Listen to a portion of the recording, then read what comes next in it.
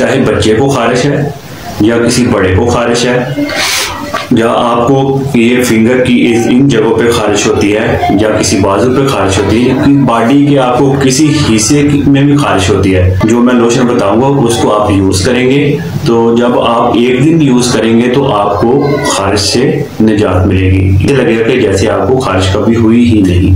छोटे छोटे दाने बन जाते हैं, उनमें पीप होती है, चाहे इस तरह की खारिश है। जब कुछ इंसान जैसे रैशेस बन जाते हैं, जब खुश्क खारिश होती है और खारिश करने के बाद जख्म बन जाते हैं, वहां पे भी आप इस लोशन को यूज कर सकते हैं। और जिस लोशन की मैं बात कर रहा था, लोट्रेक्स लोशन है, 154 इसकी प्राइस है। ये आपको किसी भी मेडिकल स्टोर से आसानी के साथ मिल जाएगा। आपको सोने से पहले ये गर्दन से लेके बाकी पूरे जिस्म के हिस्से के ऊपर इस लोशन को आपने लगा देना है।